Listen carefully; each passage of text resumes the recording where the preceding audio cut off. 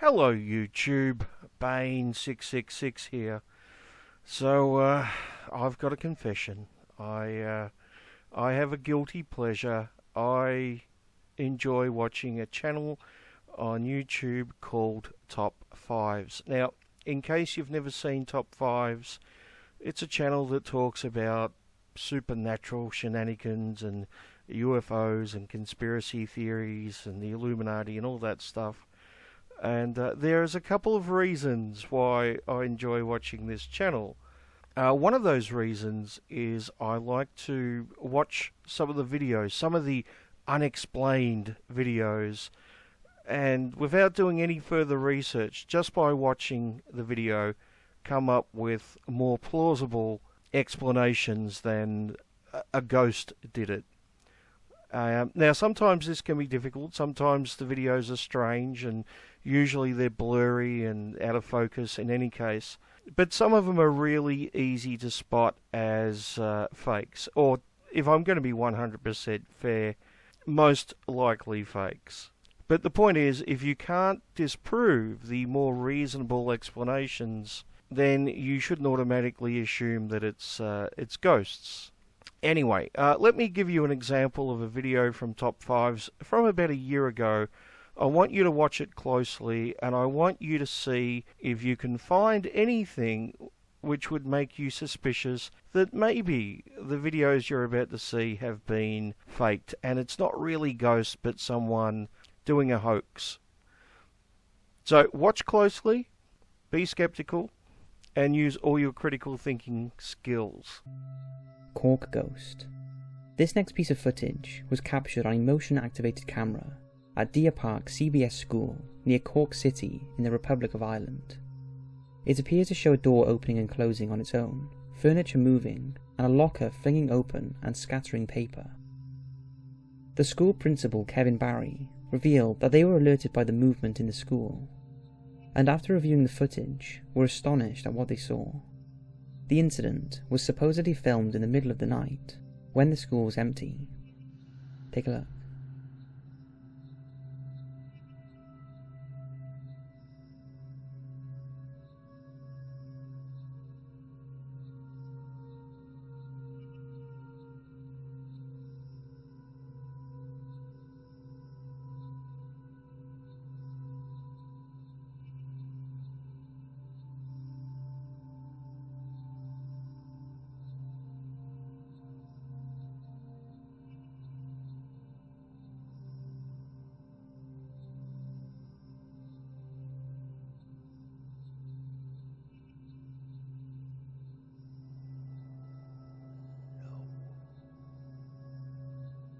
The area where the footage was caught is renowned for having an eerie feeling, and even pets that are often brought into the school by teachers are reluctant to walk past that section.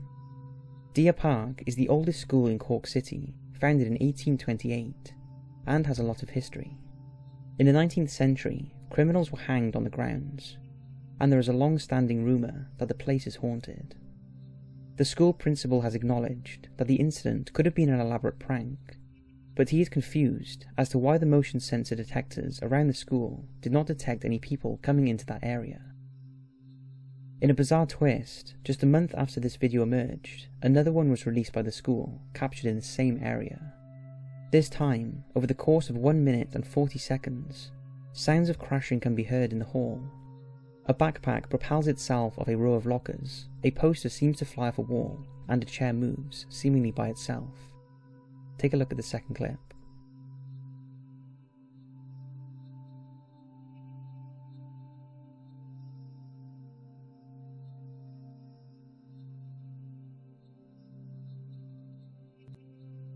It's been suggested that both videos are faked as a result of clever editing, although the school denies this, saying, "People have suggested that we've used a green screen or edited someone out. I wish our school had these types of resources." What's your take on both videos? Yeah, you don't need a green screen or to edit someone out using a computer to fake something like this. This is really, really easy to fake. Now, before I tell you my explanation, what I want you to do is I want you to pause the video, and I want you to write your own explanations, what you saw down below, because I'm curious to see if you picked the same things that I did. Maybe you noticed something I didn't. Maybe we noticed the same things. Maybe you didn't notice anything at all. If you want to go back and watch it again, that's fine. But I'd like as many of you as possible to pause the video right about now and write something down below of how you think this was faked. Okay, so I'm assuming you've done that, or you just want to hear my explanation because I'm about to give it to you. The first thing that has me very, very suspicious is the one locker that moves just happens to be in front of a window. And the window is clearly the type of window which you can open. So it would be extremely simplistic to just have the window open a crack and to push the locker with your hand or a piece of wood or something to make it move, right? All you need is someone standing on the other side of the wall pushing the locker from behind through the open window. That simple. Now, if it was in front of a solid wall, it could still be faked, but it would be a lot harder to prove that it's fake. This is pretty simplistic.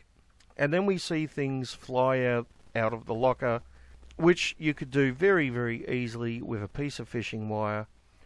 And we also see the little thing, which I think is like a slippery when wet thing, when they're cleaning floors, that flies off too. That would be easy to do if you had a piece of fishing wire. That simple. Now, the other thing that has me a little bit suspicious about this is, what is that doing there in the middle of the night?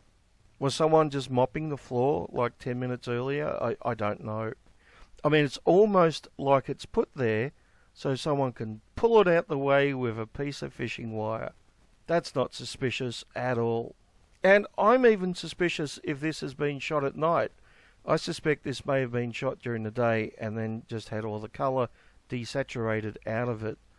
But I can't prove that. That's just a suspicion on my behalf. Now, the things we see flying out of the locker and down the corridor, they're moving down the corridor towards where someone would be standing behind the camera, which is exactly where you would expect them to go if someone was using a piece of fishing line. But Bane, I hear someone say. What about the chair in the next clip? That didn't go down the corridor, that went across the corridor. How would you do something like that? Well, the chair moving across the corridor, in my mind, is the best evidence we have that this is fake as fuck. Like I said, if you were pulling something with a piece of fishing line, you would expect it to go down the corridor behind where the camera is, where someone would be standing. Now, if you were going to fake something moving across the corridor, it's still very, very easy to do, provided you do it at the right spot. What you would do is you would attach a piece of fishing line at the base of the chair here. You would run it across the corridor and then around some pipes like these ones, which just happen to be here. What a coincidence. How lucky that is. Now, what we would expect if it was faked this way was for the chair to finish exactly where the pipes are. So let's see if that happens. It's been suggested that both videos are faked as a result of clever editing, although the school denies this, saying people have suggested that we've used a green screen or edited someone out. I wish our school had these types of resources. What's your take on both videos? Oh, look at that. It finished in the exact spot it would if someone was faking it. Nah, I'm sure it's ghosts. Ghosts is a much more reasonable explanation than someone faking it with a piece of fishing wire. It has to be ghosts. Whatever explanation could there possibly be? So yeah, I like watching these things, and I like trying to find the little clues that, you know, it's not really a ghost, it's just a hoax. And to be honest, this is the same reason I like watching Penn and Teller's Fool Us. Now, obviously they don't have ghosts on there, but I like watching the magic tricks and trying to figure out how they're done. I'll give you a tip. If someone's moving around their right hand, you should probably watch the left one, because that's when it usually goes behind the table, either to drop something off or pick something up. But if you're aware of those little things and the way someone handles something or moves something in a magic trick, you can often figure out how they do it. Now, there obviously are a lot of very, very talented magicians out there, and I don't have a clue how they do a lot of their tricks. But some of them give little tells, little things, little slip-ups that give you a very good clue as to exactly how they do the trick. Now, that's not the only reason I watch top fives. The other reason is often it's good for a laugh. Sometimes the claims, the conspiracy theories, as we're about to see in a minute, are so fucking crazy that I can't help but piss myself laughing. And that's actually why I'm making this video. There is a very strange conspiracy theory coming up towards the end of this video, which I think you'll all find very, very amusing. But first, I should give you a little bit of background information. The video that I'm about to show you is about the Mandela effect. Now, in case you don't know what the Mandela effect is, I'm going to let Top 5s give us a little bit of an explanation.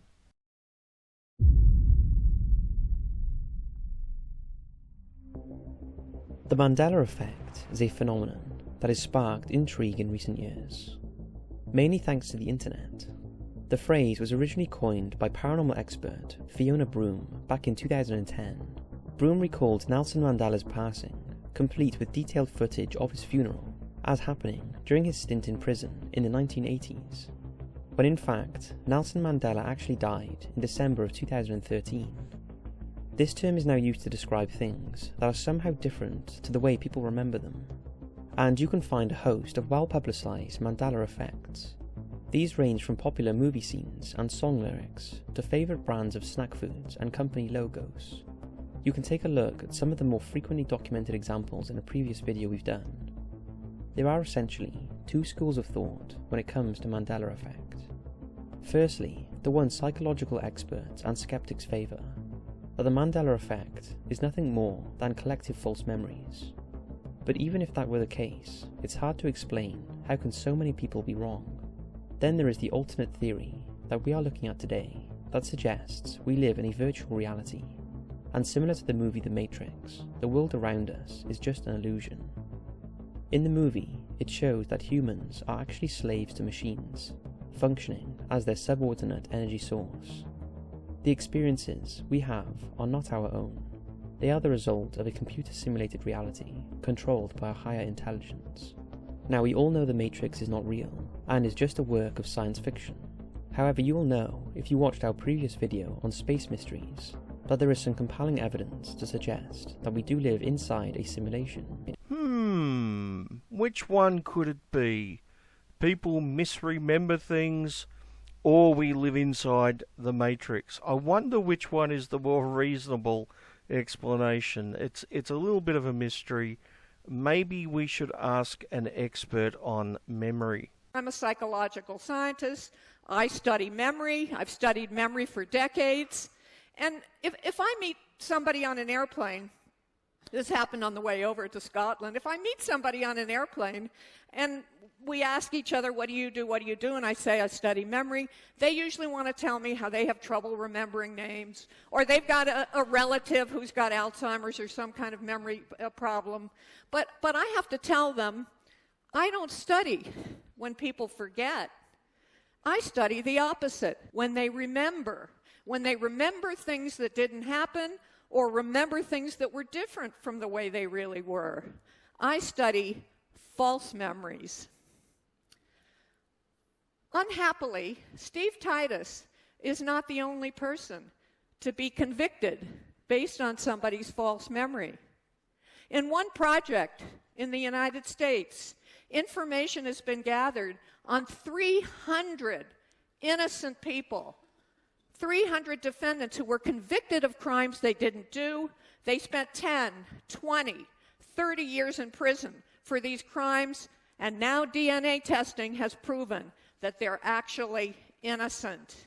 And when those cases have been analyzed, 3/4 of them are due to faulty memory, faulty eyewitness memory. Well, why? Like the jurors who convicted those innocent people and the jurors who convicted Titus, many people believe that memory works like a recording device. You just record the information, then you call it up and play it back when you want to answer questions or identify images. But decades of work in psychology has shown that this just isn't true. Our memories are constructive. They're reconstructive. Memory works a little bit more like a Wikipedia page. You can go in there and change it, but so can other people. I first started studying this constructive memory process in the 1970s. I did my experiments that involved showing people simulated crimes and accidents and asking them questions about what they remember. In one study, we showed people a simulated accident, and we asked people how fast were the cars going when they hit each other. And we asked other people how fast were the cars going when they smashed into each other. And if we asked the leading smash question, the witnesses told us the cars were going faster. And moreover, that leading smashed question caused people to be more likely to tell us that they saw broken glass in the accident scene when there wasn't any broken glass at all. In another study, we showed a simulated accident where a car went through an intersection with a stop sign, and if we asked a question that insinuated it was a yield sign, many witnesses told us they remember seeing a yield sign at the intersection, not a stop sign. So our memories are very, very far from perfect. They're less like a photograph and they're more like an artist's interpretation. Now, you can find paintings which look very, very realistic and capture very realistic detail, but you can also find paintings which are mostly fictional, which have, let's say the artist has used their creativity with. And that's exactly the same with memory. We tend to fill in the gaps with creativity, with imagination. And those things we fill in the gaps with, we then interpret as being real, as opposed to something our mind has plugged up a gap with. Anyway, I finally come to the point of this video. This is an amazing conspiracy theory. I want you to take a minute to really let it soak in, because I found it hilarious. And hopefully you do too. Anyway, enjoy. Brexit and Trump. In 2016, many residents of both the UK and the USA were left dumbfounded by major political events. The UK voted to leave the European Union, known unofficially as Brexit. The decision caused a shockwave throughout the nation. 6 months prior, across the pond in the USA, Donald Trump was elected as president. To be clear, this story is not intended to dissect anyone's political or moral views or pass judgment. Your opinions are your own, but it's important to note that in the months and weeks leading up to each event, both were regarded as inconceivable. These outcomes were considered so far off the chart that people have questioned, do they imply that we are living in a computer-simulated world? It's been suggested that Brexit and Trump could be calculated experiments conducted by political scientists under the guise of a controlled computer program. This could be a way to gather data to find out how and if Britain can thrive outside of the EU, and if America can triumph despite having a controversial person governing the country. On the other hand, this may seem incredibly far-fetched. We know that artificial intelligence is processing on a larger scale. It's said that the EU is already in the process of submitting proposals for sentient AI persons. We are also surrounded by technological advances, including the internet and electronic devices, that allow you to watch this very video, and to think, just 20 years ago, that was inconceivable. So to finish off, do you think that we live in a simulated reality? I'd love to hear your thoughts on this, and if you have any examples of the Mandela effect, or examples that may suggest we live in a simulated reality or parallel universe, then I'd love to hear them.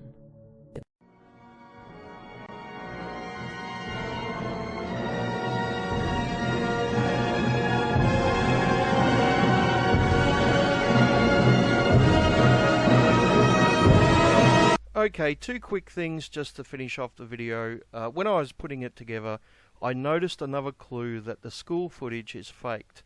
If you look at the position of the camera, it's equal with the photographs on the wall, which is a strange position to have a security camera. You would expect a security camera to be much higher up and at a different angle than what this is. Anyway, the other thing I want to show you just before we finish the video is one of the other stories in the Mandela effect video. So I'm just going to play the clip and then I'm going to comment and show you another little video. Doppelgangers. Perhaps even more eerie is the story of Amanda Fisher and Meredith Pond, when in 2015 a friend told Fisher about a girl on Instagram who could be her twin. Curiosity got the better of her. Having no luck on Instagram, Fisher, who is 23 and from Texas, decided to trace her double via a different app. Eventually she was discovered to be Meredith Pond, who is 22 and from Indiana. According to Fisher, she found her Facebook page, and the two are now in regular contact. They have reportedly exchanged many photographs, some as far back as their childhood. The photographs which they have shared have been labelled as a hoax by many. It's been speculated that the photographs are of the same woman, as the supposed individuals are just too alike for there to be any truth to the tale. They appear to be identical twins, yet allegedly they are unrelated. As an added observation, even their names Fisher and Pond are strangely connected. Are these women doppelgangers, or is this merely deception fueled by social media? Or is it possible that there are copies of each of us, people that are similar but not quite the same? It's almost as if there are four-dimensional, edited versions of ourselves, walking around if we care to look, or happen to bump into them. What do you think? Now, coincidentally, just days before I saw this video, I saw another video on YouTube which talked about these two same women, only that video approached it from the point of view of science, as opposed to the Illuminati did it and we're all part of the Matrix. Now, for the record, when I saw the pictures of these two women, I noticed subtle differences. Yes, they do look very similar, but I thought the nose and the mouth and even the shape of the face was slightly different. Very, very similar looking. I don't doubt that for a second, but I didn't think they were the same person, which I guess means that my ability to tell faces apart is better than a lot of people who believe that they were the same person. But anyway, let me play you a few clips from that other video explaining how we record and perceive faces. I recommend you watch the entire thing because it's interesting.